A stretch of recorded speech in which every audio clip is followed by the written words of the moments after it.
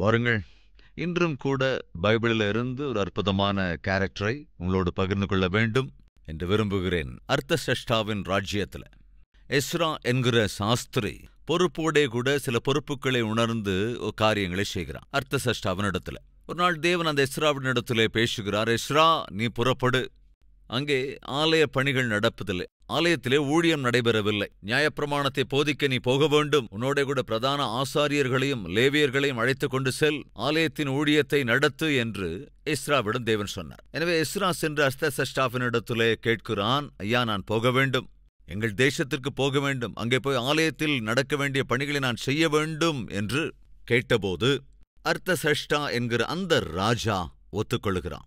எஸ்ராவை போக அனுமதிக்கிறான். எனவே எஸ்ரா அதே அர்த்தசஷ்டா ராஜாவினுடைய பெர்மிஷனோடு 2000 பேரை, குறிப்பாக பிரதான ஆசாரியர்களையும் லேவியரையும் அழைத்து கொண்டு வந்து அந்த ஆலயத்திலே ஊழியத்தையும் ஆரம்பித்தான்.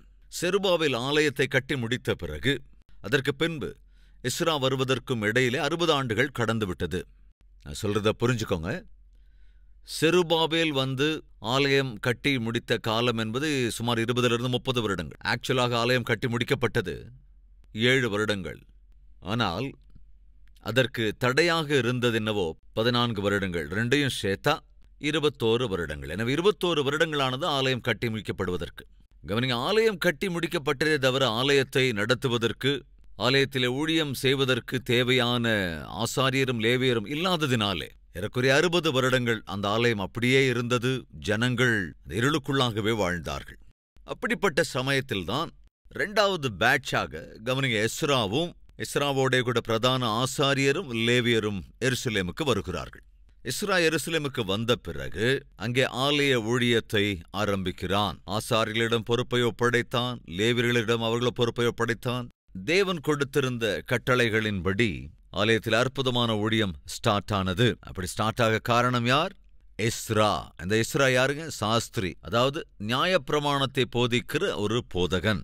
எஸ்ரா அப்படி அந்த ஆலயத்திலே ஊழியத்தை நல்ல முறையிலே விஸ்தரித்துக் கொண்டிருக்கிற வேளையில சகோதரர்கள் சென்று நெகேமியாவினிடத்திலே சொன்னார்கள். என்னவென்று உங்களுக்கு தெரியும்ல? கவனிங்க, சகோதரர்கள் சென்று நெகேமியாவுக்கு அறிவிக்கிறார்கள், நம்முடைய எருசலேம் பட்டணம் தகர்ந்திருந்ததல்லவா, பிரகாரங்கள் இடிந்திருந்ததல்லவா, வாசல்கள் எரிக்கப்பட்டிருந்ததல்லவா, அதை பார்க்கிற போது ஒரு மயானத்தைப் போல காட்சியளித்துக் கொண்டிருந்ததல்லவா, யாராவது ஒருவர் வந்து அதை கட்டினாலே தவிர நம்முடைய தேசத்திற்கு நன்மையோ க்ஷேமமோ வருவதற்கு என்ன வழி இருக்கிறது என்று நெகேமியாவுக்கு எப்படி சொல்ல முடியுமோ அப்படி அவர்கள் சொன்னார்கள். நெகேமியாவின் இருதயமே வெடித்தது. நெகேமியா அடிமையாக கொண்டு போகப்பட்டவர்களிலே ஒருவன். எஸ்ரா அடிமையாக கொண்டு போகப்பட்ட குடும்பங்களிலே ஒருவன். செருபாபேல் அடிமையாக கொண்டு போகப்பட்ட குடும்பத்திலே பிறந்தவன். செருபாபேல் என்றால் பாபேல், பாபிலோன் தேசத்திலே பிறந்தவன் என்ற அர்த்தம். அங்குதான் அவன் பிறந்தான். இங்கிருந்து எல்லாரும் அடிமையா போனாங்க இல்லையா? பாபிலோன் ராஜ்யத்தார கூட்டிட்டு போனாங்களே யூதர்களை அடிமைகளா. அப்படி அந்த யூதர்கள் அங்கே அடிமைகளாக இருந்தபோது அவர்களுக்கு பிறந்த பிள்ளைகள் தான் இந்த செருபாபேல், எஸ்ரா, நெகேமியா, இவர்கள் எல்லோருமே. கவனிங்க ஃப்ரெண்ட்ஸ், என்ன நடந்தது? 13 வருடங்களுக்கு பிறகு எஸ்ரா எருசலேமுக்குள் வந்து ஆலய பணிவிடைகளை ஆரம்பித்த பிறகு 13 வருடங்கள் கழித்து நெகேமியா அங்கு வந்தான். கவர்னராக வந்தான். அவனை அனுப்பியது யார்? அர்த்தசஷ்டா என்கிற அதே ராஜா. அர்த்தசஷ்டா என்ன செய்கிறான்? பெர்சிய ராஜ்யத்திலே ராஜாவாக இருக்கின்றவன். இதே அர்த்தசஷ்டா முதலிலே யாரை அனுப்பினான்? எஸ்ராவை அனுப்பியிருந்தான். அதைத் தொடர்ந்து நெகேமியாவை அனுப்பினான். அப்போ நெகேமியா வந்து என்ன செய்தான்? தேவன் அவனுக்கு கொடுத்த ஊழியத்தை அவன் தொடர்ந்து எருசலேமை சுற்றி சுவரை எழுப்பினான், பிரகாரங்களை கட்டினான், உள்ளே பட்டணத்தை கட்டினான், ஜனங்களின் வாழ்க்கையை கட்டினான். எஸ்ராவோடு சேர்ந்து அற்புதமான சில திட்டங்களை எல்லாம் வகுத்து ஜனங்களுக்குள்ள பெரிய எழுப்புதலை தேவ வார்த்தையின் மூலம் கொண்டு வந்தான். அப்படிப்பட்ட சமயத்துல ஆலயம் கட்டி முடிக்கப்பட்டாச்சு. ஆலயத்துல ஊழியமும் நடக்குது. ஜனங்களுடைய வாழ்க்கைகள் கட்டப்படுகிறது. இவர்களை உற்சாகப்படுத்துவதற்கு, பலப்படுத்துவதற்கு தேவன் மல்கியா என்ற தீர்க்கதரிசியை அனுப்புகிறார். மல்கியா வந்து தேவனுடைய நியாய பிரமாணத்தை நினைவுபடுத்தி அந்த ஜனங்களுக்கு தேவனுடைய சித்தத்தை தெரிய பண்ணி, மல்கியா என்னென்ன தீர்க்க தரிசனங்களை உரைத்தான் என்பதை வேதாகமத்திலே மல்கியாவின் புத்தகத்திலே நாம் பார்க்க முடியும். அதே மல்கியா ஒரு கட்டத்தில் இப்படி சொல்லுவான், விரைவில் ஒரு தீர்க்கதரிசி வரப்போகிறார். எலியாவின் ஆவியை உடைய ஒருவன் வருவார், வனாந்தரத்திலே சத்தமிடுகிற ஒருவன் வருவான் என்று மல்கியா தன்னுடைய பொறுப்புகளை நிர்வகித்து ஆலய ஊழியத்தின் விஷயங்களிலே எப்படி ஜனங்கள் காணிக்கை தர வேண்டும், தசமபாக காணிக்கை எப்படி தர வேண்டும், இவைகளுக்குண்டான ஆசீர்வாதங்கள் என்னென்ன என்ற நாட்களில் எஸ்ராவின் தலைமைத்துவத்தில் ஆலயத்தில் ஊழியம் நடக்கிற போது அந்த ஆலயத்திற்கு வருகின்றவர்கள் தேவனுடைய பிள்ளைகள் என்று அழைக்கப்பட்ட யூதர்கள் எப்படி ஆலயத்திற்கு வர வேண்டும், எப்படி காணிக்கைகளில் தர வேண்டும் என்று கவனமாய் சொல்லிக் கொடுத்தது மல்கியா.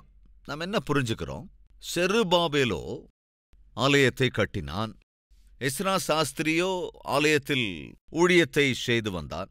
பின்பு வந்த நெகேமியாவோ எருசலேமை சுற்றி சுவரை எழுப்பினான், கட்டி முடித்தான். இந்த பணி நடந்து கொண்டிருந்த போது தேவன் அனுப்பி வைத்த தீர்க்கதரிசியார் செருபாபேலின் காலத்திலே ஷகரியாவும் ஆகாயும், தொடர்ந்து எஸ்ராவின் காலத்திலும் அதேபோல நெகேமியாவின் காலத்திலும் மல்கியா. இப்படி ஒவ்வொரு தீர்க்கதரிசிகளையும் ஒவ்வொரு காலத்திலே தேவன் அனுப்பினார். மல்கியா, நெகேமியா, எஸ்ரா இவர்கள் எல்லோரும் ஒரே சமயத்தில் தேவனுடைய பணியை தொடர்ந்து நேர்த்தியாய் முடித்தவர்கள். நெகேமியா எருசலேமை சுற்றி சுவரை கட்டியெழுப்பி தன்னுடைய பணியை முடிவுக்கு கொண்டு வந்த சமயம் வந்தபோது அது கிறிஸ்துவுக்கு முன் 430வது வருடம். அதாவது 400 வருடங்களை இருண்ட காலம் என்று நாம் அழைக்கிறோம் என்றால், அந்த இருளான காலமான 400 வருடங்களை நாம் கழித்து விட்டால் மீதி 25 to 30 years அது பைபிளினுடைய முழுமையான சரித்திரம். இப்ப என்ன நடக்குது தயவு செஞ்சு கவனிங்க.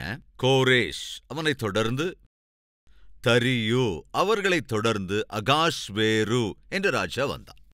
அந்த ராஜாவை குறித்து எஸ்ராவோ அல்லது அந்த ராஜாவை குறித்து நெகேமியாவோ குறிப்பிடவே இல்லை.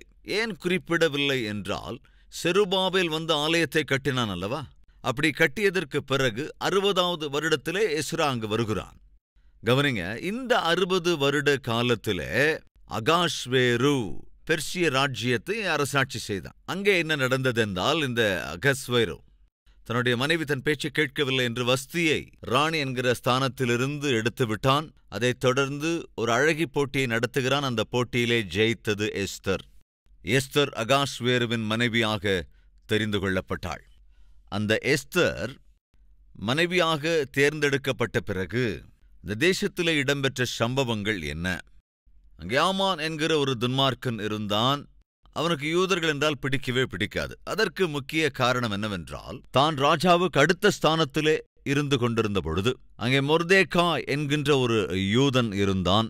யார் அவன்? அவனுடைய அந்த பெயருக்கு அர்த்தம் என்ன? அவன் செய்த பணிகள் என்ன? அவனுடைய சொந்த ஊர் எது? அவனுக்குள்ளிருந்த அன்புதான் என்ன? அவனுடைய விண்ணப்பம் என்ன? அவன் செய்த விண்ணப்பத்தின் பிரதிபலன் என்ன? அதைத்தான் இன்று நாம் பார்க்க போகிறோம். எங்க? அகாஷ்வேருவின் காலத்திலே எஸ்தர் ராணியாக இருந்து கொண்டிருந்த அந்த நாட்களிலே ஒரு அற்புதமான ஆவிக்குரியவனை பார்க்கிறோம். அந்த அற்புத ஆவிக்குரியவனுடைய பெயர்தான் மொர்தேகாய். இப்போ உங்களுக்கு ஒரு புறம் பெர்ஷிய ராஜாக்களின் சரித்திரத்தை சொல்லிக்கிட்டே, மறுபுறம் எவ்விதத்திலே தேவன் தமது ஜனங்களாக யூதர்களை, தமது பிள்ளைகளை, தம்முடைய சந்ததியாய் சுதந்திரமாய் ஏற்றுக்கொண்ட இஸ்ரவேலர்களை திரும்ப எருசலேமுக்கு கொண்டு வந்தார். ஆலயத்தை கட்டினார், ஆலயத்தின் ஊழியத்தை ஆரம்பித்தார், எருசலேமின் சுவற்றை கட்டி எழுப்பினார் என்ற சரித்திரங்களை நாம் பார்த்தோம். இந்த 3 பேருக்கும் மத்தியில் ஒரு சரித்திரம் இருக்கிறது. அது என்ன? எஸ்தரின் சரித்திரம். இப்ப நீங்க தான் சொல்லணும். செருபாபேல், எஸ்ரா, நெகேமியா, இந்த 3 பேருக்கு மத்தியிலே எஸ்தரின் வாழ்க்கை எங்கோ ஒரு இடத்துல இருக்காது. எங்க தெரியுமாங்க? செருபாபேல், எஸ்ரா, நெகேமியா, இந்த 3 பேர் காலத்துக்கு மத்தியில் எஸ்தரின் காலம் கூட இருக்கிறது. எங்கன்னு சொல்லுங்க பார்க்கலாம். செருபாபேலுக்கும் எஸ்ராவுக்கும் மத்தியில அல்லது எஸ்ராவுக்கும் நெகேமியாவுக்கும் மத்தியிலையா? எங்கங்க? சத்தமா சொல்லுங்க. செருபாபேலுக்கும் எஸ்ராவுக்கும் இடையே 60 வருட காலம் உண்டு. 6வது அதிகாரத்துக்கும் 7வது அதிகாரத்துக்கும், எஸ்ராவின் புத்தகம் 6, 7ஆம் அதிகாரத்திலே ஆலய கட்டுமானம் முடிகிற அந்த சமயத்துல, அதாவது எஸ்ரா ஆலயத்தின் ஊழியத்தை செய்ய வந்த அந்த சமயத்துக்கு மத்தியில 60 ஆண்டுகள் கடந்திருந்தது. எக்ஸாக்டா சொன்னோன்னா 58 ஆண்டுகள் போயிருந்தது. அப்ப அந்த 58 வருடங்களில் என்ன நடந்தது அப்படின்னு கேள்வி கேட்டா, பெர்ஷிய ராஜ்யத்தினுடைய ராஜா மாறினான். யாரு வந்தது? அகாஷ்வேரு என்ற ராஜா வந்தாச்சு. தரியு போய்விட்டான், அகாஷ்வேரு வந்திருக்கிறான். அந்த அகாஷ்வேரு அவன் ஆளுகை அரசாட்சி காலத்துல எஸ்தரை மணந்து கொண்டான். அப்போ இந்த எஸ்தர் எங்கிருந்து வந்தா? எஸ்தருடைய சரித்திரம் என்ன? கட்டாயம் கொஞ்சமாவது தெரிஞ்சிருந்திருப்பீங்க. ஆனால் எஸ்தரின் புத்தகத்தை கவனமாக நாம் பார்க்கிறபோது அதிகமாக எஸ்தரின் புத்தகத்தில் காணப்படுவது எஸ்தரின் சரித்திரம் அல்ல. உண்மையில் அந்த எஸ்தரின் புத்தகத்தை பார்த்தோம்னா அங்கே காணப்படுவது மொர்தெகாய் என்கிற மனிதனுடைய ஆவிக்குரிய வாழ்க்கையை பற்றித்தான் அதிகபட்சமாக பார்ப்போம். அப்போ ஆக்சுவலா நாம மொர்தெகாய் என்கிற யூதனுடைய புத்தகமாகத்தான் கருத வேண்டும். ஆனால் எஸ்தர் என்கிற பெயரோட புத்தகத்தை அழைத்தார்கள். காரணம் என்னவென்றால், ஒரு முட்புதரை போல இருந்த ஒரு மனிதனுடைய வாழ்க்கையை நட்சத்திரமாய் தேவன் மாற்றினார். எஸ்தர் என்கிற வார்த்தை பெர்ஷிய வார்த்தை, பெர்ஷிய பெயர். எஸ்தர் என்கிற பெயருக்கு அர்த்தம் நட்சத்திரம். பெர்ஷிய ராஜ்யத்திலே அந்த வார்த்தைக்கு, அந்த பெயருக்கான அர்த்தம் என்னவென்றால் நட்சத்திரம். ஆனால் உண்மையில் அவளுடைய பெயர் ஹதஸா. ஹதஸா என்கிற பெயருக்கு அர்த்தம் என்னவென்றால் தரையிலே வளர்ந்திருக்கின்ற ஒரு புதர். முட்களோடு கூடிய புதர்கள் இருக்கும்ல, நீங்க பார்த்திருப்பீங்க, தரை மேல அப்படியே படர்ந்து இருக்கும் இல்லையா, அதுதான் அர்த்தம். எந்த மதிப்பும் இல்லாத ஒரு வாழ்க்கையை தேவன் என்ன செய்தார்? நட்சத்திரத்தை போல மாற்றினார். எல்லோரும் பார்க்கிற விதமாய் செய்தார். எல்லோரும் நினைவில் இருக்கும்படி செய்தார். எல்லோரும் ஆச்சரியப்படும்படி செய்தார். அது எஸ்தரினுடைய வாழ்க்கை. அன்பு சகோதர சகோதரிகளே, நம்மத்தில யாராவது இருக்கீங்களா? என்னுடைய வாழ்க்கை எதுக்குமே உதவாதுங்க. என்னுடைய வாழ்க்கைக்குன்னு எந்த அடையாளமும் கிடையாது. நான் ஒரு அடையாளமற்றவன். எங்க குடும்பம் ஒரு பேர் இல்லாத குடும்பம். எங்களை யாரும் கண்டுக்க மாட்டாங்க. என்னை யாரும் நினைக்க கூட மாட்டாங்க. மனித பிறவியா கூட பார்க்க மாட்டாங்க. அது மட்டும் இல்ல, எனக்கு அப்பா இல்ல, அல்லது அம்மா இல்ல, அல்லது எனக்குன்னு யாருமே இல்ல. நான் ஒரு தனி ஆள் தான். நான் ஒரு அநாத, ஆதரவற்றவன். இப்படிப்பட்ட ஒரு நபரை, ஒரு வெறுமையான வாழ்க்கையை யாரால் சரி செய்ய முடியும்? யாரால் அதை உயர்த்த முடியும்? இப்படிப்பட்ட கேள்விகள் உனக்குள் இருக்கலாம். தயவு செஞ்சு கவனி. யாருமே இல்லாத ஒரு அநாதை எஸ்தர். ஆனால் கவனிங்க, அந்த அற்பமான வாழ்க்கையை தேவன் என்ன செய்தார்? ஆசீர்வதித்து நட்சத்திரத்தைப் போல, ஒரு ஸ்டாரை போல தேவன் எஸ்தரை உயர்த்தினார். அது எப்படிங்க சாத்தியமாச்சு? இதற்கு பின்னால் இருந்த நபர்தான் யார்? அந்த நபரை குறித்தான் உங்களோடு பகிர்ந்து கொள்ள வேண்டும் என்று விரும்புகிறேன். வாங்க, எஸ்தரின் புத்தகம் 2வது அதிகாரம். இங்கே முதலாவது மொர்தெகாயினுடைய பிறப்பு. சூசான் அரமனையிலே பென்யமீனாகிய கீசின் குமாரன், சீமேயினுடைய மகனாகிய யாவீரின் குமாரன் மொர்தெகாய் எனும் பேருள்ள ஒரு யூதன் இருந்தான். அவனுடைய பிறப்பு தெளிவாக இங்கே இருக்கிறது. சிம்பிளிஃபை பண்றேன். யூதன் யாருங்க அவன்? ஒரு யூதன். எஸ்தரின் புத்தகத்தை கவனமா நீங்க படிச்சீங்கன்னா, மொர்தெகாய் என்கிற யூதன் என்கின்ற வாசகத்தை 8 இடங்களை நாம பார்க்க முடியும். அதாவது, நாட்களிலே யூதர்கள் அடிமைகளாக கொண்டு போகப்பட்டு பாபிலோன் சாம்ராஜ்யத்தில் ஒரு அடையாளமில்லாத நபர்களாக வாழ்ந்து கொண்டது நாட்கள் அவை. அதன் பின்பு பெர்சிய சாம்ராஜ்யம் வந்ததினாலே இப்போ பெர்சிய சாம்ராஜ்யத்தின் கீழ் அவர்கள் வாழ்ந்து கொண்டிருக்கிறார்கள். இவர்கள் இங்க வந்து சுமார் 70 ஆண்டுகள் ஆகிவிட்டது. ஆக்சுவலா 70 ஆண்டுகள் கழிந்து விட்டது. ஏனென்றால் 70 ஆண்டுகள் கழிச்சு செருபாபேல் வந்தாச்சு. இருந்தாலும் சில பேர் அந்த ராஜ்யத்திற்கு திரும்ப வரல, யூதா தேசத்துக்கு திரும்ப வரல. அவங்கெல்லாம் அங்கேயே செட்டில் ஆயிட்டாங்க. அவங்க 70 வருடங்கள் அங்கே இருந்ததுக்கு அப்புறம் அங்கேயே அவர்கள் ஏதோ வேலைகளை அப்படியே செஞ்சுக்கிட்டு, அல்லது ஏதோ ஒரு வியாபாரத்தை செஞ்சுக்கிட்டு, ஏதோ ஒன்று செஞ்சுக்கிட்டு ஸ்லோவாக இந்த 70 ஆண்டுகளில் அவங்க ஒரு ஸ்திரமான வாழ்க்கையை அங்கே வாழ ஆரம்பிச்சிட்டாங்க. அவர்களில் ஒருவன்தான் மொர்தெகாய். அவன் யூதன் என்று வேதத்திலே பார்க்கிறோம். ஆனால் யாருக்குமே நான் ஒரு அடிமை என்று சொல்லுவதில் விருப்பம் இல்லை. ஒத்துக்கிறீங்களா இல்லையாங்க? யாரா இருந்தாலும் ஒரு நாட்டுக்கு அடிமையா ஒரு வேளை போனா, நான் இந்த தேசத்துல ஒரு அடிமை, நான் ஒரு அடிமை பெண், இந்த தேசத்துல நான் ஒரு ஸ்லேவ் அப்படின்னு சொல்ல யாரும் விரும்ப மாட்டாங்க. ஆனா மொர்தெகாய் இந்த நபரை குறித்து திட்டவட்டமாய் பைபிள்ல 8 இடங்களிலே எப்படி எழுதப்பட்டு இருக்கிறது? யூதன், யூதன், யூதன் என்று திட்டமா எழுதப்பட்டிருக்கிறது. சகோதர சகோதரிகளே, அதேபோல தான் ஒரு யூதன் என்று சொல்லுவதற்கு மொர்தெகாய் எப்போ பயப்பட்டதில்லை.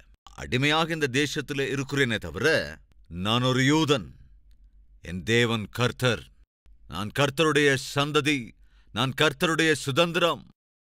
நாங்கள் செய்த பாவ காரியங்களினால தேவனை பாடுபடுத்தினோம், தேவனை காயப்படுத்தினோம் என்பதனால தேவன் எங்களை சிக்ஷைக்கு ஒப்புக் கொடுத்தார். அதனால் நாங்கள் அடிமைகளாக போய்விட்டோம்.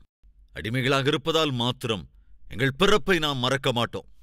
நாங்கள் எப்பொழுதும் தேவனுடைய சொத்து, என்று சொல்லுவதற்கு இந்த மொர்தெகாய் ஒரு காலம் வெட்கப்பட்டதில்லை. எனவேதான் யூதன் யூதன் யூதன் யூதன் யூதன் என்று எழுதப்பட்டிருக்கிறது. அவன் எந்த தேவனை சேவிக்கிறானோ, எந்த தேவனை விசுவாசித்தானோ அதை ஜனங்களுக்கு தெரியப்படுத்துவதற்கு ஒரு நாளும் தயங்கினதில்லை. அன்பு சகோதர சகோதரிகளே, தேவனை மனிதர்களுக்கு முன்பாக நீ நம்புகிற சித்தாந்தத்தை, உனக்கு இருக்கிற விசுவாசத்தை, நீ விசுவாசிக்கிற தேவனை அறிக்கை செய்ய நீ வெட்கப்படுவாய் என்றால் பைபிள் தெளிவாய் சொல்கிறது, மனுஷர் முன்பாக என்னை அறிக்கை பண்ணாமல் மறுதலிக்கிறவன் தேவதூதர்களுக்கு முன்பாக என்னால் மறுதலிக்கப்படுவான். அதை புரிந்து கொள்ள வேண்டும். இந்த நம்மள நிறைய பேர் ரொம்ப தயங்குறீங்க. உங்களுடைய விசுவாசத்தை வெளிக்காட்ட தயங்குறீங்க. நீங்கள் அறிக்கை செய்ய தயங்குறீங்க. தங்களுக்கு தெரிந்த சத்தியத்தை சொல்லுவதற்கு தயங்குறீங்க. இது நல்லதில்லவே இல்லை. திரும்ப திரும்ப சொல்றேன், இஸ்ரவேல் ராஜ்யம் வீழ்ச்சியடைய போகிறது. இஸ்ரவேல் ராஜ்யத்தை ஆளுகை செய்கிற ராஜா தேவனுக்கு விரோதமான ஆளுகை செய்தான். அதன் விளைவாக ஜனங்களும் தேவனுக்கு விரோதமாக தயாரானார்கள். அதில் முக்கியமாக ஆகாபை போன்ற, ஏசபேலை போன்ற பாவிகள் அவருடைய பாவ ஆட்சியினாலே தேசத்தையே கெடுத்து போட்டார்கள். அந்நிய சம்பிரதாயத்தை கொண்டு நிரப்பினார்கள். அப்படிப்பட்ட சமயத்தில், அப்படிப்பட்ட ஆபத்து நிறைந்த நாட்களிலே ஒரு குடும்பத்திலே ஒரு குழந்தை பிறந்தான். ஒரு பிள்ளை பிறந்தான். கர்த்தர் என்ற பெயரை சொன்னாலே கொண்டு விடுவாங்க. கர்த்தர் எங்கள் தேவன் என்று சொன்னால் உடனே கொன்று விடுவார்கள். அப்படிப்பட்ட காலத்தில் அந்த தாய் தகப்பன் ஒரு முடிவெடுத்தார்கள். என்ன முடிவு? இஸ்ரவேலின் சேனைக்கு அதிபதியாகிய தேவனாகிய கர்த்தருடைய நாமத்தை உச்சரிக்க விடாமல் செய்கிறார்களே, இது என்ன அநியாயம், இது எவ்வளவு பயங்கரம், நாம் அப்படி இருக்கவே கூடாது. இந்த பாவம் நிறைந்த மக்களுக்கு மத்தியில் நம்முடைய சித்தாந்தத்தை, நம்முடைய விசுவாசத்தை, நம்முடைய தேவனை இந்த உலகத்திற்கு அறிவித்தாக வேண்டும். அப்படி அறிவிப்பதற்கு ஒரு வாய்ப்பு நம்முடைய குமாரன். அது எப்படிங்க? எப்படி சொல்ல முடியும்? நம்முடைய விசுவாசத்தை நம்முடைய பிள்ளை மூலமாக உலகுக்கு எப்படி சொல்ல முடியும்? ஒருவேளை கணவன் சொல்லியிருக்கலாம், நம்முடைய பிள்ளைக்கு கர்த்தருடைய பெயரை வைக்கலாம். எப்படி வைக்கிறது? ஏல் யா அப்படின்னு பெயர் வைக்கலாம். அப்படின்னா என்ன அர்த்தம்? கர்த்தர்தான் தேவன், கர்த்தர்தான் தேவன். அதே பெயரை வச்சுட்டாங்க. நம் பிள்ளையின் பெயரே அறிவிக்க வேண்டும், கர்த்தர்தான் தேவன் என்பதை இந்த ராஜ்யத்திற்கு தெரிய வேண்டும். இஸ்ரவேல் ராஜ்யத்திற்கு தெரிய வேண்டும், கர்த்தர்தான் தேவன் என்று. எவ்வளவு அற்புதம் பாருங்க. இந்த தாயும் தகப்பனும் எப்படி முடிவெடுத்திருக்காங்க கவனிங்க. நம்முடைய குமாரன் கர்த்தருக்காக வாழ வேண்டும். நம்முடைய குமாரன் கர்த்தர்தான் தேவன் என்று விசுவாசிக்க வேண்டும். தன்னுடைய பெயரின் மூலமாக ஜனங்களுக்கு அதை அறிவிக்க வேண்டும் என்றுதான் எலியா என்று பெயரிட்டார்கள். அதே சமயத்தில் சில நாட்கள் கடந்த பிறகு இன்னொரு தம்பதியருக்கு இன்னொரு குமாரன் பிறந்தான். அந்த பிள்ளை பிறந்தபோது அவரும் அவருடைய மனைவியும் சேர்ந்து ஒரு முடிவெடுத்தார்கள். கர்த்தருடைய பெயர் எடுத்தாலே கொன்று விடுகிறார்கள். ஆனால் உண்மையில் இஸ்ரவேலுக்கு ரட்சிப்பை அருளிச் செய்தது கர்த்தர்தானே. நமக்கு ரட்சிப்பு, நமக்கு மீட்பு, நமக்கு கருணை காட்டுகிறவர், நம்மை ரட்சிக்கிறவர் கர்த்தர்தானே. ஆனால் அந்த கர்த்தரின் நாமத்தையே நாம் எடுக்கக்கூடாதென்றால், அதை உச்சரிக்கக்கூட கூடாதென்றால், நம்முடைய குடும்பம் கர்த்தருக்கு சாட்சியாய் நிற்க வேண்டும். நம்முடைய குமாரன் கர்த்தர்தான் ரட்சிப்பை அருளுகிறவர், கர்த்தர்தான் மீட்கிறவர் என்று உலகுக்கு சாட்சி சொல்ல வேண்டும். எனவே நம்முடைய பிள்ளைக்கு அந்த பேரே வச்சிடலாம். என்ன பேரை வைக்கலாங்க? ஏல் ஷா, எலிஷா என்றால் கர்த்தர்தான் ரட்சிப்பு. 2 குடும்பங்கள் பாவிகளுக்கு மத்தியில கர்த்தரின் பேச்சை எடுத்தால், கர்த்தரை குறித்து பேசினால், கர்த்தரின் பெயரை உச்சரித்தாலே கொன்றுபடுவார்கள். அப்படி கொலை செய்கிற பாவிகளான ஆட்சியாளர்களுக்கு மத்தியில 2 குடும்பங்கள். அற்புதமான தீர்மானம். என்ன தீர்மானம்? நம்முடைய பிள்ளைகள் கர்த்தருக்காக வாழ வேண்டும், கர்த்தருடைய நாமத்தை அறிவிக்க வேண்டும். ஒருவனுடைய பெயர் கர்த்தர்தான் தேவன், இன்னொருவன் பெயர் கர்த்தர்தான் ரட்சிப்பு. இந்த 2 பெயர்களை சூட்டி அந்த அற்புதமான தாய் தகப்பனை பற்றி கொஞ்சம் யோசிச்சு பாருங்க. எவ்வளவு வைராக்கியம் உள்ளவர்கள், எவ்வளவு அற்புதமான சாட்சிகள். சகோதர சகோதரிகளே, நாட்களிலே உனக்குள்ள இருக்கிற வைராக்கியம் என்ன, உனக்குள்ள இருக்கிற விசுவாசத்தின் தன்மை என்ன, கொஞ்சம் யோசித்துப்பார். உயிருக்குயிராய் நேசிக்கிற தேவன், அன்பு கூறுகிற தேவன் இருக்கிறார். மனிதனை உயிருக்குயிராய் நேசித்தது மாத்திரமல்ல, பாவியான மனிதன் பாதாளத்துக்கு போகக்கூடாதென்று உயிருக்குயிராய் நேசித்த தேவன் தம்முடைய உயிரையே அந்த மனிதனுக்காக தாரை பார்த்தார், தியாகம் செய்தார். மனிதனுக்கு வரவேண்டிய சிக்ஷையை எல்லாம் தாமே சுமந்து கொண்டார். பாவ நிவாரண பலியாக அவரே அடிக்கப்பட்டார். சிலுவையிலே அவர் செய்த அந்த தியாகத்தினாலே மனிதனுக்கு வரவேண்டிய சிக்ஷையெல்லாம் அகற்றப்பட்டது. எனவே ஒருவரும் நரகத்துக்கு போக வேண்டிய அவசியமில்லை. இது ஒரு அற்புதமான சுவிசேஷம். இது இயேசுவின் சுவிசேஷம். இந்த சுவிசேஷத்தை உலகத்துக்கு அறிவிக்க வேண்டும் என்று இயேசு நமக்கு சொல்லியிருக்கிறார், நமக்கு கட்டளையிட்டிருக்கிறார். ஆனால் பயப்படுகிறாய். இயேசுவின் பேரை சொல்வதற்கு பயப்படுகிறாய். இயேசு செய்த அற்புத அந்த தியாகத்தை சாட்சியோடு கூட அறிவிப்பதற்கு மதமாற்றம் செய்வேன் என்று சொல்லவில்லை. வற்புறுத்தி மனிதர்களை மதத்திற்கு மாற்ற வேண்டும் என்று இயேசு ஒரு காலம் சொன்னதில்லை. அவர் சொன்னதெல்லாம் ஒன்றுதான், மனிதனை உயிருக்குயிரான் நேசிக்கிறேன். இந்த பாவம் செய்கிற மனிதனுக்காக என் உயிரையே நான் தியாகம் செய்கிறேன். அவர்களுக்கு வர வேண்டிய சிக்ஷையெல்லாம் நானே சுமந்து கொள்கிறேன். அந்த சிக்ஷையை அவர்களால் சுமக்க முடியாதென்று நானே அந்த சிக்ஷைக்கு என் உயிரையே அர்ப்பணிக்கிறேன். மனிதன் செய்த அவனுடைய பாவங்களுக்காக மனிதனுக்கு வரவேண்டிய சிக்ஷையை நானே சுமந்து கொண்டேன் என்பதனாலே, நான் சிக்ஷிக்கப்பட்டு விட்டேன் என்பதனாலே, மனிதனுடைய ஸ்தானத்திலே நான் மரித்து விட்டதனாலே இனி மனிதனுக்கு மரணம் இல்லை. நான் செய்த தியாகத்தை விசுவாசித்தால் போதும். நான் அருளிச் செய்கிற ரட்சிப்பின் பாக்கியத்தை பெற்றுக்கொண்டால் போதும். ஒருவர் கூட அழிந்து போக வேண்டிய அவசியமே இல்லை. பரலோகத்திற்கு போக முடியும். அது இயேசு கிறிஸ்து செய்த தியாகம். அதுதான் அந்த தியாகத்தின் செய்தி. அந்த செய்தியை உலகிற்கு அறிவிக்கச் சொன்னார். நான் மனிதனை உயிருக்குயிரா நேசித்ததினாலே அந்த மனிதனுக்கு வரவேண்டிய சிக்ஷை எல்லாவற்றையும் நானே ஏற்றுக்கொண்டேன். எனவே மனிதன் என் மரணத்திற்கு பிறகு நான் நரகத்திற்கு போய்விடுவேன் என்று பயப்பட வேண்டிய அவசியமில்லை. அவர்களுக்காக நான் செய்திருக்கிற இந்த தியாகத்தை மனிதன் விசுவாசித்தால் போதும். இதுதான் சுவிசேஷம், நற்செய்தி. இதைத்தான் உலகிற்கு அறிவிக்கச் சொன்னார். அதைத்தான் சதீஷ்குமார் செய்கிறேன். அதேதான் நம்முடைய கால்வரி டெம்பிளின் ஒவ்வொருவரையும் செய்ய வேண்டும் என்று தேவனும் விரும்புகின்றார். அந்நாளிலே எலியா மற்றும் எலீஷா இவர்கள் 2 பேருடைய பேரண்ட்ஸை பாருங்க, எவ்வளவு தைரியத்தோடு இருந்திருக்காங்க. எனவேதான் தங்கள் பிள்ளைகளுக்கு அவ்வளவு தைரியமாக இந்த பெயரை சூட்டினார்கள். அதே தைரியத்தை மொர்தெகாய் கொண்டிருந்தான். அவன் தனக்கிருந்த அந்த விசுவாசத்தை, அவன் தனக்குள்ளே இருந்த அந்த நம்பிக்கையை ஒளித்து வைக்கவில்லை. தன்னுடைய ஐடென்டிட்டியை, நான் ஒரு யூதன், யூதன் என்று சொன்னாலே கர்த்தரை செபிக்கிறவன். யூதன் என்றான் என்றால் கர்த்தருடைய சொத்து. நான் கர்த்தரை சேவிக்கிறவன், நான் கர்த்தருடைய சொத்து என்று சொல்லுவதற்கு கொஞ்சம் கூட தயங்கவில்லை மொர்தெகாய். இது அவனுடைய பிறப்பின் காரியங்கள். 2வது அவனுடைய ஊர். எது அவனுடைய ஊர்? சூசான் அரமனையிலே. என்ன ஊருங்க? சூசான். சூசான் அப்படின்னா எது தெரியுமா? Capital city. யாருக்கு? பெர்ஷிய சாம்ராஜ்யத்துக்கு. பெர்ஷிய சாம்ராஜ்யத்தின் கேபிட்டல் சிட்டியாக அந்த சூசான் இருந்தது. பாபிலோனிய சாம்ராஜ்யத்துக்கு, அதாவது கல்தேயர்களுக்கு இருந்த கேபிட்டல் சிட்டி என்னவென்றால் பாபிலோன் பட்டணம்தான். அசீரிய சாம்ராஜ்யத்திற்கு கேபிட்டல் சிட்டி, அவர்களுக்கான கேபிட்டல் சிட்டி நினிவே பட்டணம். நினிவே பட்டணம் அழிவுக்கு ஏதுவாய் போனபோது, அதாவது நினிவே பட்டணத்தார் பாவத்திலே வீழ்ந்திருந்து தங்கள் இஷ்டம் போல வாழ்ந்தபோது, தேவனுடைய இலக்காகி போனபோது, சிக்ஷைக்கு இலக்கான போது தேவன் என்ன செய்தார்? யோனாவை அனுப்பினார். நினிவே பட்டணத்திற்கு போ, அவர்கள் செய்கிற பாவம் பெருகிவிட்டது, அவர்களை நான் சிக்ஷிக்கப் போகிறேன். ஆனால் நான் சிக்ஷிப்பதற்கு முன்பு அவர்களை எச்சரிக்கை செய். அவர்கள் மாறுவார்களோ, சரியாகி விடுவார்களோ என்று தேவன் யோனாவை அனுப்பினார். முதல்ல யோனா வேற பக்கம் போயிட்டான். அதுக்கப்புறம் அங்க போனான். அவர்களுக்கு வரப்போகும் சிக்ஷையை குறித்து அவர்களுக்கு எச்சரித்தான். அதன் பலனாக அந்த நினிவே பட்டணத்தார் மனம் திரும்பினார்கள். ஆக்சுவலா நினிவே பட்டணம் அழிந்திருக்க வேண்டியது அவர்கள் செய்த பாவத்தினாலே. ஆனால் அவர்கள் மனஸ்தாபப்பட்டார்கள். காரணம் என்ன? யோனா தேவனுடைய வார்த்தையை சென்று எச்சரிக்கை செய்தான். அதன் விளைவாக அழிந்து போக வேண்டியிருந்த நினிவே பட்டணம் தொடர்ந்து 120 வருடங்கள் தங்கியிருந்தது. மனம் திரும்புகிறவருடைய வாழ்க்கை சரியாகிவிடும். மனஸ்தாபப்பட்டு மனம் திரும்பும்போது நம்முடைய வாழ்க்கை சரியாகும். மனம் திரும்பி நம்முடைய வாழ்க்கையை நாம் சரி செய்து கொள்ளுகிற போது நம்முடைய வாழ்நாட்கள் நீட்டிக்கப்படுகிறது, நம்முடைய ஆயுள் நாட்கள் நீட்டிக்கப்படுகிறது. அதேபோல நம்முடைய வாழ்க்கை ஆசீர்வதிக்கப்படுகிறது. நினிவே பட்டணத்தாருடைய வாழ்நாட்கள் நீட்டிக்கப்பட்டது. இவ்வளவு காலங்க? 120 வருடங்கள் நினிவே பட்டணம் தொடர காரணம் என்ன? அவர்கள் மனம் திரும்பியதால் தான். கவனிங்க, இஸ்ரவேல் ராஜ்யம் என்பது எத்தனை காலம்? 210 வருடங்கள். யூதா ராஜ்யத்தின் காலம் என்ன? 345 வருடங்கள். நல்லா கவனிங்க, இஸ்ரவேல் ராஜ்யத்தை விட யூதா ராஜ்யம் 135 வருடங்கள் எப்படி நீடித்திருந்தது என்ற கேள்வி எழுப்பினால், அதை அரசாட்சி செய்த ராஜாக்கள் தேவனுடைய சித்தத்தின்படி அரசாண்டார்கள். 8 ராஜாக்கள், அவர்களில் முக்கியமாக 5 பேர் ஒரு பெரிய எழுப்புதலை கொண்டு வந்தார்கள், டிரான்ஸ்பர்மேஷனை கொண்டு வந்தார்கள். அப்படி செய்ததினால் அவர்கள் செய்த அற்புதமான ஆளுகையின் விளைவாக தேவன் அந்த தேசத்தின் நாட்களை நீட்டித்துக் கொடுத்தார். அவர்களை ஆசீர்வதித்தார். அதேபோல ஆயுசு நாட்களை அவர்களுக்கு நீட்டித்தும் கொடுத்தார்.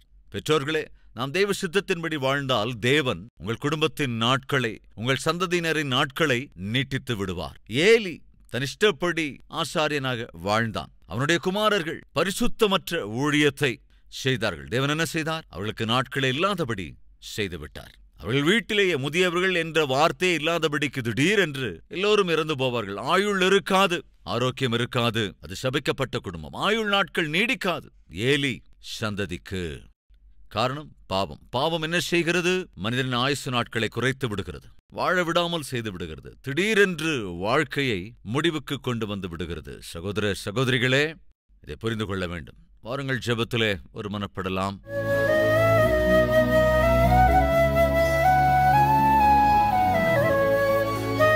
பரிசுத்தமுள்ள பிதாவை, விதைக்கப்பட்ட இந்த வார்த்தைகளை விருட்சமாக்கி ஒவ்வொருவருடைய வாழ்க்கையும் ஆசீர்வாதகரமாய் மாற்றுங்கப்பா.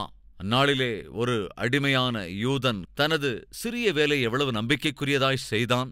ஆண்டவரே, தன்னுடைய பிரயாசங்களுக்கு தான் செய்கிற வேலைக்கு எந்த அடையாளமும் இல்லாவிட்டாலும் நம்பிக்கைக்குரியவனாய் தன்னுடைய வேலைகளை செய்தான். அவனுடைய பிறப்பு என்ன, அவனுடைய ஊர் எது, அவன் செய்த காரியங்கள் என்ன, அவனுடைய அன்பு எது, அவனுடைய ஜெபம் எது, அவனுடைய விண்ணப்பத்திற்கான பிரதிபலன் என்ன, எல்லாவற்றையும் அற்புதமாக மொர்தெகாயின் வாழ்க்கையின் மூலமாக கற்று வருகிறோம். தன்னைத்தானே தாழ்த்துகிறவர்களை நீர் எவ்வளவாய் உயர்த்துகிறீர். ஆண்டவரே, உம்மில் வைராக்கியம் உள்ளவனாய் நான் ஒரு யூதன், கர்த்தரை சேவிக்கின்றவன் என்று சொல்லுவதற்கு இந்த மொர்தெகாய் ஒரு காலம் பயப்பட்டதில்லை. அதேபோல தைரியத்தை எங்களுக்கும் அருளுங்கப்பா. உமக்குள்ளான வாழ்க்கை எங்களுக்கு அருளி செய்யுங்க ராஜா. உம்மை கொண்ட உத்தியோகம் செய்கிற, ஊழியம் செய்கிற அற்புத ஆவிக்குரிய வாழ்க்கையை அருளி செய்யுங்க. இன்று விதைக்கப்பட்டிருக்கிற இந்த வார்த்தைகளை, அற்புதமான மொர்தெகாயின் வாழ்க்கை சரித்திரத்தை எங்கள் ஒவ்வொருவருடைய வாழ்க்கையிலும் ஆசீர்வாதமாக மாற்ற வேண்டும் என்று இயேசுவின் நாமத்தில் வேண்டிக் கொள்கிறோம் பிதாவே. ஆமென்.